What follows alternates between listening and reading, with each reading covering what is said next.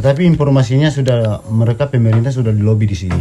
Ditanam sawit. Kalau misalnya mereka diperbolehkan dikasih di sini misalnya desa, langsung kami panam mereka itu. Selagi kami ada, selagi kami dipertahankan, lagi kami tinggal di hutan, tetap kami dipertahankan bagaimanapun caranya mereka.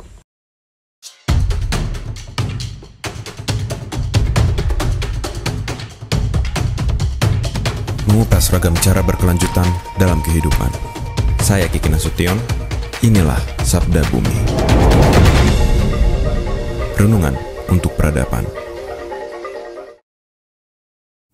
Apa sebenarnya peran manusia di bumi ini? Di era krisis iklim yang seperti ini harapan, pertanyaan ini semakin relevan.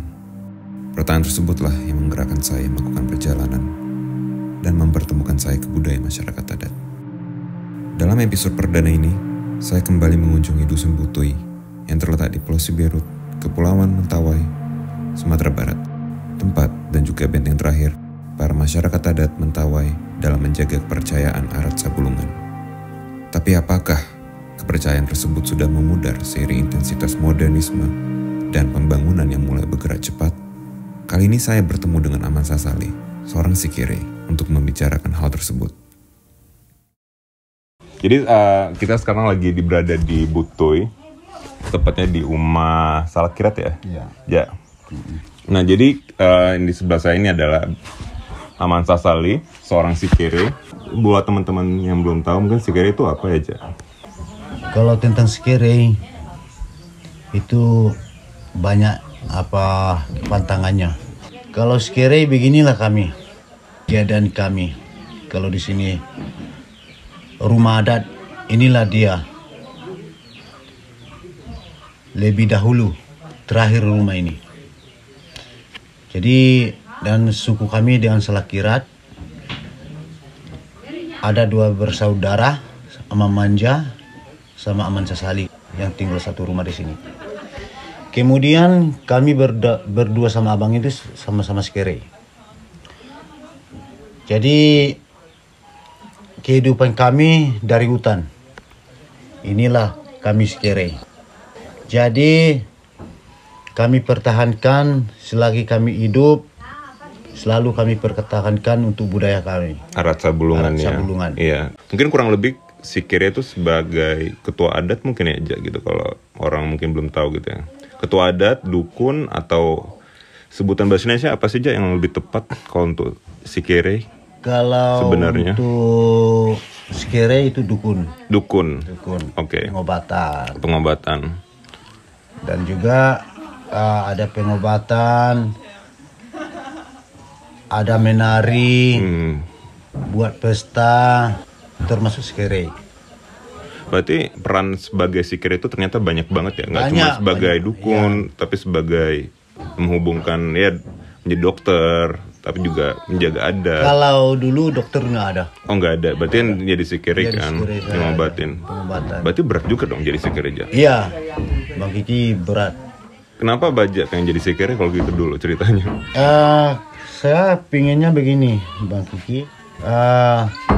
Almarhum dikatakan sama kita dia sendiri, almarhum saudaranya nggak ada. Jadi takutnya ngilang budaya. Lebih baik karena ada abang satu, dia dari pertama menjadi Sikere. Kemudian, nah sudah berkeluarga saya, dikasihlah kami Sikere lagi. Menjadikanlah kami Sikere. Supaya dia Sikere itu jangan habis budaya, jangan jatuh.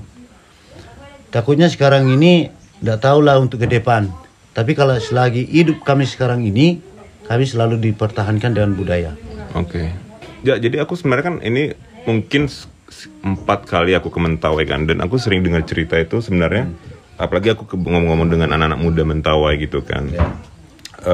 Sebenarnya kan peran Sikere itu juga, selain itu juga sebagai pelindung hutan, yang melindungi hutan dan eksistensi hutan, karena kan roh leluhur ada di hutan gitu kan ya, kalau aku pelajari.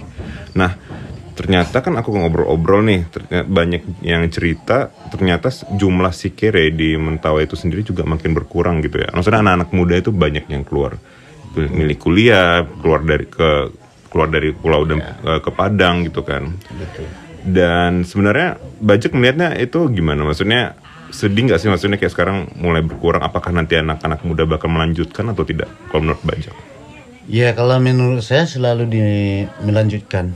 Soalnya budaya nanti kalau misalnya semua anak-anak orang Mentawai pergi kuliah, pergi keluar, misalnya di kampung-kampung yang lain. Jadi budaya kita gimana mereka tahu? Takutnya begitu. Kami selalu dipertahankan. Mereka biarlah sekolah mereka tetap kuliah, tapi sejarahnya tetap kita berikan. Jangan pergi ke luar, ke mana-mana yang jauh, di barat, kan itu. Kalau mereka sudah kerja di luar, nggak mungkin kembali mereka di sini lagi. Habislah budaya, habislah hutan. Takutnya begitu. Ya benar. Soalnya kalau selagi kami hidup sekarang ini selalu kami pertahankan budaya. Contohnya seperti kemarin kita mulai pesta, begitulah caranya untuk adat kami. Kalau misalnya kami tidak tahu, tidak diberitahu almarhum, gimana lah kami caranya untuk membuat pesta, caranya gimana? Benar-benar. Caranya untuk makan tuan rumah di mana? Jadi gitu. Tapi karena diberikan beberapa hal, dikasih arahan dari almarhum, itulah kami selalu diingat. Catatannya nggak ada, cuma di sini saja. Iya, lisan semua. Ya. Oh ya, aku juga teringat lagi aja. Waktu itu Bajak pernah cerita kalau sebenarnya Bajak nggak pengen jadi sikere nih, tapi dapat mimpi ya. Mungkin boleh cerita nggak? Sorry, gimana itu pengalaman? Ya, begitu. Sebenarnya kami tidak mau menjadi sikere. Tapi takutnya salah satunya budaya habis. Kalau tidak jadi sikere saya, budaya sudah habis.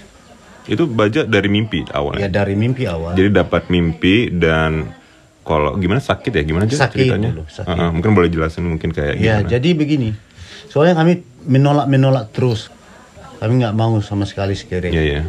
Soalnya karena almarhum masih hidup, dia sudah diberikan peraturan untuk kepantangan. Bener-bener. Itu makanya kami takut. Jadi itu ini nggak boleh dimakan, misalnya belut, pantangannya ini. Iya. Ketika kami obati orang, pangkis tidak boleh dimakan. Banyak macamnya. Berat juga ya. Berat juga. Saya sudah berat hati. Iya. Kemudian almarhum meninggal, dikasihlah mimpi supaya jadi sikere. Demam saya. Demam. Demam. Mimpinya apa aja kalau boleh tahu? Mimpinya itu sudah menjadi sikere. Oke. Ada bunga seperti keadaan kami sekarang. Oke. Jadi itu tahu-tahunya abang dipanggilnya sama-sama sikere, diobatilah kami. Dikasihlah untuk perjalanan menjadi sikere. Kalau kamu tidak berkorban menjadi sikere, kamu mati. Jadi begitu. Panjang juga ya. Berarti dan ketika kita misalnya nih udah dapat mimpi nih, aku juga dengar cerita ternyata katanya kalau misalnya nggak mau jadi sikere bisa mati malah. Bisa mati. Beneran, dan itu pernah kejadian Cak? Ya banyak kejadian kalau mereka tidak mau menjadi sikere. Perjalananku ke Baduy Dalam, itu suku Baduy Dalam, masyarakat adat Kanekes, ada filosofi mereka tuh kan ada larangan nggak boleh sekolah aja gitu. Jadi mereka hidup di hutan tapi nggak boleh sekolah gitu kan. Jadi aku sempat nanya, emang ya kenapa nggak boleh sekolah gitu kan larangannya? Iya karena kalau di kepercayaan kami kalau kita sekolah itu bisa keblinger. Jadi keblinger tuh kata Sunda katanya artinya tuh bisa memperdaya orang. Jadi menurut mereka ketika kita sekolah atau bukan meninggalkan adat ya, maksudnya sekolah dan menjadi lebih ya sekolah formal dan mempelajari ilmu-ilmu lain yang tidak ada di hutan, malah kita menjadi bisa membohongi orang gitu. Jadi katanya ilmu pengetahuan tuh malah bisa bisa jadi sebuah pisau gitu yang membunuh orang. Menurut Baja gimana kepercayaan mereka seperti itu? Ya kalau saya dulu saya berpengalaman sedikit. Kami almarhum tidak diperbolehkan, berkebetulan sekolah jauh di Ugai, jalan kaki sampai di sini itu beberapa kali bolak-balik. Jadi karena almarhum dibilangnya biaya saya tidak ada, biarlah kamu tidak sekolah, tidak perlulah. Jadi karena ada almarhum ada kawannya sama Indonesia dari Padang, dikasih diterjemahilah bahasa Indonesia. Disitulah mereka rasakan. Saya tidak tahu. Contohnya surat, dikasihlah titipan surat. Gimana caranya membaca? Ada keperluan di situ dalamnya catatannya. Siapa tahu kan bagus. Benar. Siapa tahu kan tidak bagus. Iya. Dan disitulah berpengalaman kami bagi saya. Jadi beginilah kami diperbolehkan anak saya di sekolah, harus wajib pergi sekolah. Tapi jangan terlalu jauh di luar negeri dan gitu ya, antisipasi. Jadi bisa tetap mempertahankan. Ya. Ya mungkin ilmu pengetahuan juga bisa membuat kita mempertahankan adat hutan kita sendiri juga gitu kan. Aku kan tujuan aku kenapa aku mempelajari beberapa masyarakat adat, kan dulu sebelumnya aku di Baduy dan sekarang ke Mentawai gitu kan. Karena aku ingin mencari sebuah mencari lebih kayak peran kita sebagai manusia di bumi itu apa sih gitu aja. Maksudnya apalagi kan sekarang bumi itu sedang tidak baik-baik saja. Banyak lagi krisis iklim, banjir di mana-mana dan hutan kebakar dan hancur. Apalagi banyak masyarakat adat di Indonesia itu yang di Kalimantan, Papua, hutannya itu diambil gitu saja gitu kan. Dan mereka kehilangan rumah mereka sendiri. Tapi di Mentawai itu sendiri belum ada terjadi aja. Maksudnya belum ada sama sekali. Tetapi informasinya pemerintah sudah dilobi di sini. Oh, lobi apa tuh, Jan? Lobi untuk ditanam sawit. Kami nggak tahu lagi informasinya sekarang belum ada. Tahun berapa itu? Mereka datang juga. Kami dapat di kampung dari Ugai. Jadi kami tolak. Karena mereka itu semau-mau hatinya. Jadi kita takutnya begini. Dengan suku Salakira ini kebanyakan tanah ini suku kita. Di manalah dikasih tanaman itu? Tentu kan sudah hancur butuh ini. Takutnya begitu. Kalau misalnya mereka diperbolehkan dikasih di sini misalnya desa, langsung kan panam mereka itu. Tidak mau tidak. Saya tidak tahu bahwa kami jual sendiri apa tanah itu. Cuma pemerintah saja yang menjual nama.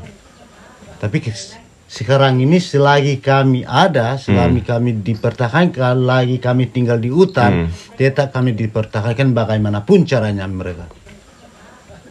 Transisi dan pengaruh modernisme yang terjadi di Mentawai tentu tidak terjadi begitu saja. Pada masa pasca kemerdekaan Indonesia sampai Orde Baru, masyarakat adat Mentawai mengalami masa-masa traumatis yang mengubah segalanya. Dengan agenda pembangunan pemerintah saat itu, berbagai upaya dilakukan untuk memajukan Mentawai. Dengan adanya larangan terhadap menjalankan ritual dan paksaan harus masuk ke dalam agama yang diakui pemerintah, sebuah turbulensi pun terjadi. Identitas mereka perlahan dikikis. Hutan dihancurkan untuk ekspor kayu, para sikere yang bersuara berakhir di penjara, barang-barang sakral yang diperlukan untuk ritual pun dibakar. Apakah ini harga yang harus dibayar oleh mereka demi memajukan Indonesia saat itu?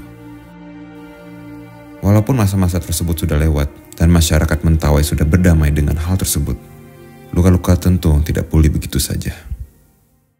Masa-masa terberatnya orang-orang Mentawai itu pada era apa sih? Maksudnya aku pernah baca juga pada Orde Baru dan bahkan pasca kemerdekaan juga ada masa-masa terberat. Yang Arat Sabulangan tuh pernah dilarang gitu aja. Mungkin ada nggak cerita-cerita singkat mungkin bisa teman-teman mungkin bisa tahu sedikit. Dulu itu ada menjadi sekere, misalnya seperti kita kemarin pesta, didatangkanlah salah satunya orang Mentawai, itu orang Sekakap, pendamping polisi, tentara, itu orang Sekakap. Karena mereka itu dikejar uang nih. dari pemerintah. Mhm. Ditemanilah orang itu. Disuruhnya kemana yang ada pesta, ada budaya, disitulah dibakarnya. Wilayah Dereket ini yang paling banyak Yang dibakar. dibakarnya. Sedangkan dari barang-barang almarhum saya itu bukan di rumah tempatnya. Di hutan, Iya, iya. buat pondok kecil. Dan dipaksa beragama, masuk ke agama yang diakui pemerintah juga gitu ya, Ja? Iya. Pada gitu. Dan Baja memilih agama atau karena memang Itu kebutuhan atau gimana? dan kebutuhan untuk anak sekolah. Kalau agama itu kebutuhan untuk anak sekolah. Oke. Persyaratannya dicarinya apa? Akta lahir. Mm-mm. Tentu kami masuk di agama. Oke, berarti Nggak ada sebenarnya paksaan lah. nggak ada istilahnya. paksaan. Jadi sebenarnya agama itu juga hanya kebutuhan untuk dokumen negara gitu. Iya. Tapi pada akhirnya dalam hati tetap erat tetap sabulungan. adat sabulungan. Iya. Sebenarnya di masyarakat adat itu kan banyak nih orang-orang mengira masyarakat adat itu tidak butuh uang gitu loh. Mereka bisa hidup di hutan saja tanpa perlu biaya apapun gitu kan. Tapi kan mungkin situasi sudah berubah ya gitu di Mentawai. Apa kan mungkin di Mentawai dulu kan belum ada pengenalan uang, semua hidup dari hutan semua gitu kan. Tapi menurut Baja sendiri tuh apa sih arti uang gitu di mata Baja? Iya, kalau sekarang ini di mata kita sudah berguna lah dia uang. Tetap penting berarti Ya, gitu. tetap penting. Soalnya kalau dulu itu garam tidak ada perlu. Garam ada apa? Garam dari hutan. Minyak apa? Minyak tanah mereka itu udah ada dari pohon. Nggak perlu dibeli. Makanan mereka itu makanan pokok dari asli. Sagu, kelapa sama keladi, pisang. Ya itu. Karena sekarang ini kebutuhan sudah banyak. Sekolah dan gitu. Sepatu mereka, buku. Banyaklah peralatan anak sekolah itu. Itu makanya butuh uang. Dimanfaatkan. Kalau tidak ada uang, mereka tidak sekolah. Pokoknya membuat malu lah kita selagi sudah ada perubahan. Tetap budaya kami pegang. Walaupun ada anak-anak yang sekolah. Tapi ada kesusahan nggak, Ja? Maksudnya harus seimbang dalam dunia apa ya?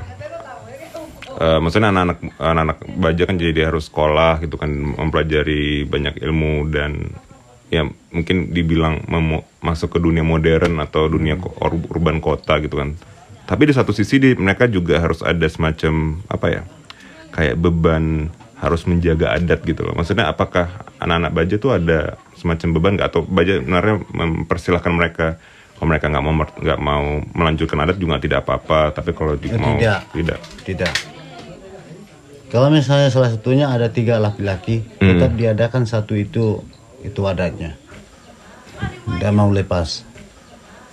Siapapun misalnya, atau si Bentura atau anak bungsu atau si Reni, seharusnya anak pertama itu kalau laki-laki dia si Sesali tidak boleh dilepaskan budaya itu. Biarlah dia sekolah atau tamatan SMA, dia sudah misalnya kalau kurang ilmu sudah bisa dicatat, tapi dibuktikan apa yang mau dibuktikan, daun-daun apa. Kalau catat tinggal catat saja, tahu namanya tapi pohon kayu itu tidak tahu.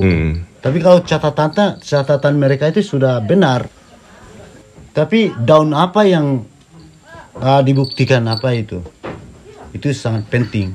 Dan sebenarnya Baja ngeliat orang-orang, maksudnya ini kan pertanyaan apa ya, kayak udah biasa lah, maksudnya kan sekarang malah anak-anak kota tuh senang main ke desa, ke pedalaman, ke alam, makan ke masyarakat adat. Mungkin kasusnya seperti saya sendiri gitu kan. Sebenarnya apa ya, kita akhir-akhir ini aku merasa, dan mungkin teman-teman saya juga merasakan kayak ada sesuatu yang hilang di kota gitu. Kita kedekatan alam tuh macam tidak ada gitu, dan kita stres dan juga bingung sebenarnya peran manusia itu apa sih gitu. Tapi kalau Bajak sendiri sebenarnya kan Bajak juga pernah ke kota, ke Padang kan gitu ya. Bajak melihat orang-orang kota itu gimana? Maksudnya kehidupan kota itu bagaimana gitu dibandingkan Bajak yang tinggal di hutan? Kalau kelebihan dan kekurangan. Ya, untuk saya sendiri, saya baru 1 kali di Padang.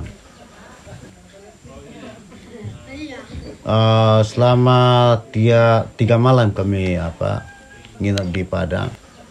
Selama kami lihat orangnya di situ, karena apakah saya belum biasa dari kota. Kalau saya yang tinggal di situ sudah mati, nggak hidup.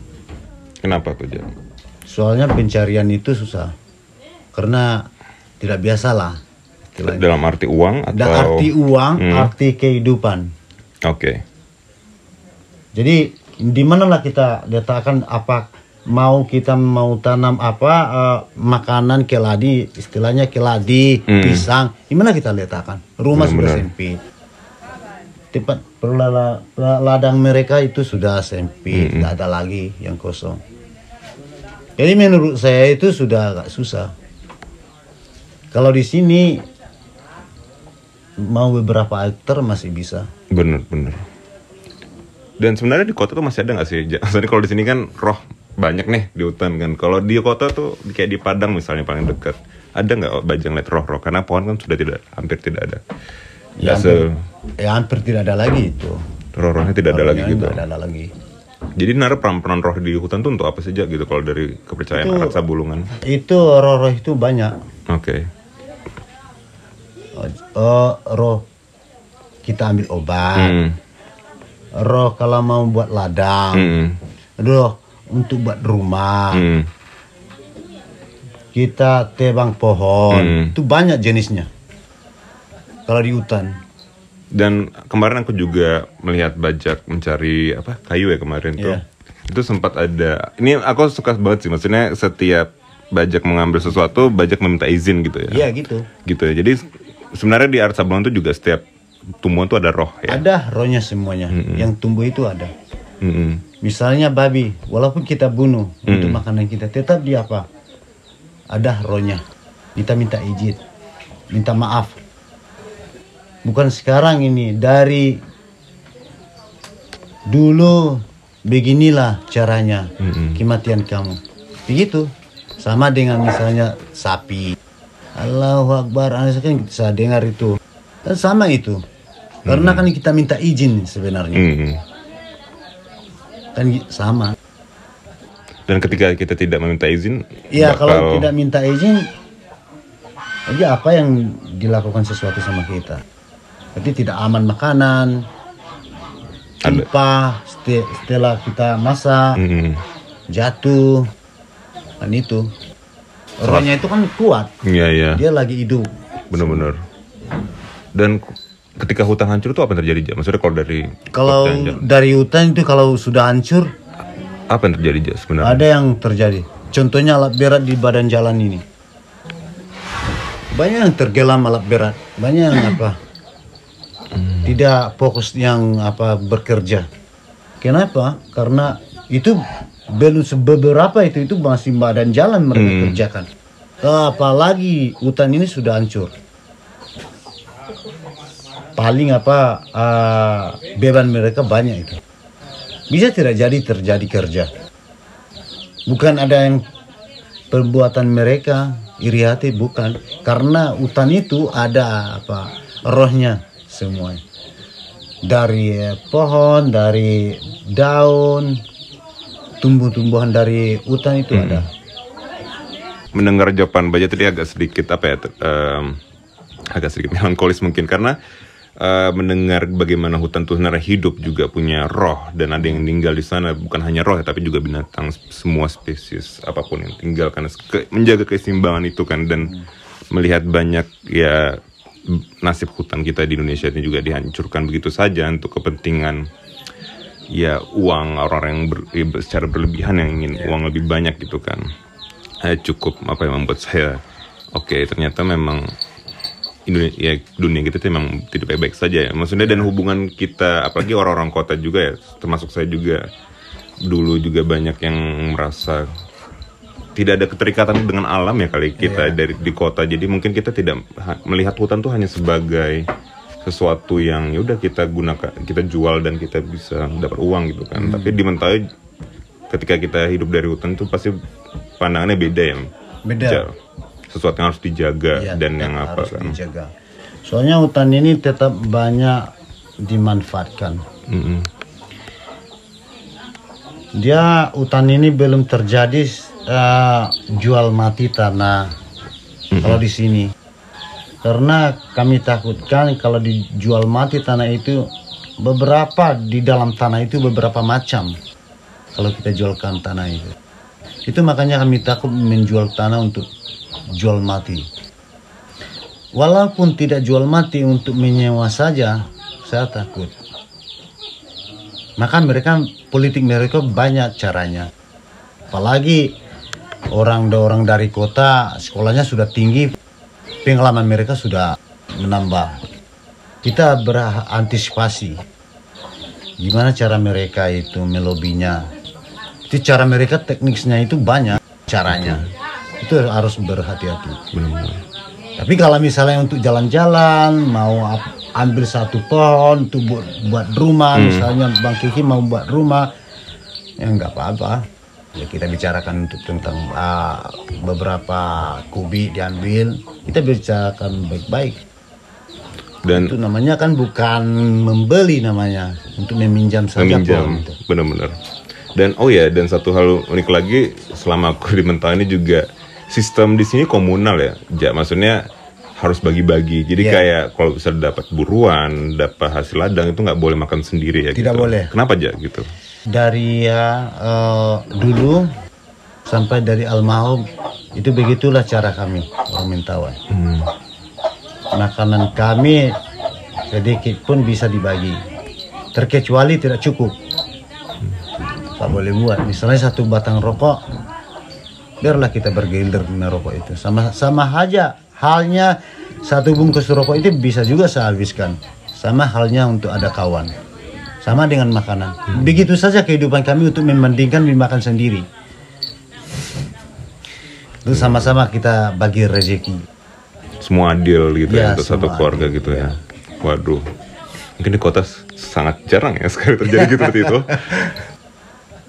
Harapan Bajak nih, dan sebenarnya ataupun solusi kalau Bajak ada kepikiran apa sih sebenarnya yang bisa kita lakukan, apa sebagai generasi muda khususnya memperbaiki lah hubungan kita dengan bumi ini dan menyelamatkan kita semua. Jadi